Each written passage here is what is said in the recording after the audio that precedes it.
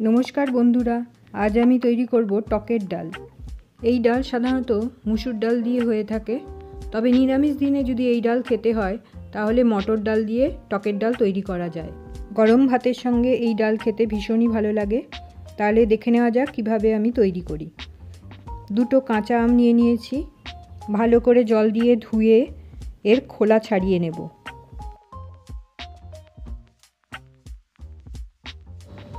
এরপর কেটে ছোট ছোট টুকরো করে নেব। মাঝখানে যদি কুশি থাকে সেটা ফেলে দিতে হবে। আমের টুকরোগুলো ঠিক এই রকম হবে। এর থেকে বেশি ছোট টুকরো করলে আম ডালের মধ্যে গলে যাবে। নিয়ে নেব হাফ কাপ মটর ডাল। এতে কোনো কাঁকড় থাকলে তা বেছে পরিষ্কার করে নেব। এরপর 3-4 বার জল দিয়ে ধুয়ে ডাল পরিষ্কার করে নেব। এরপর পরিষ্কার করা ডালটা প্রেসার কুকারের মধ্যে নিয়ে নেব। এতে দিয়ে দেব 2 কাপ জল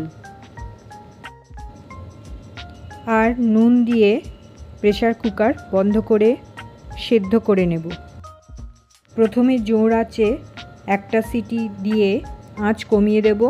এরপর আরও 4টে সিটি দিতে হবে। এরপর উনুন থেকে নামিয়ে নিজে থেকে কুকার ঠান্ডা হতে দেব। মটর ডাল সেদ্ধ হতে একটু বেশি সময় লাগে।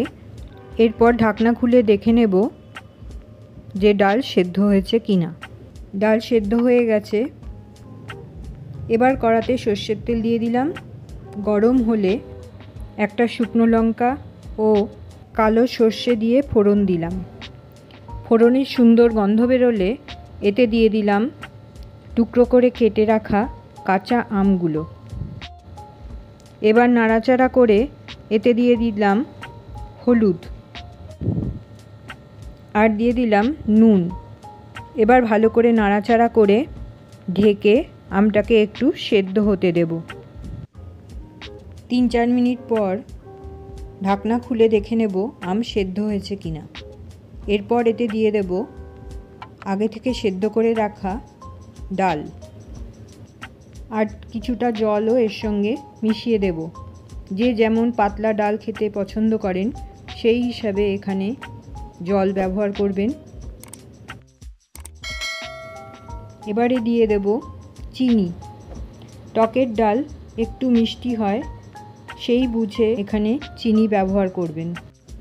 এবারে দিয়ে দিলাম হলুদ আর কিছুটা নুন।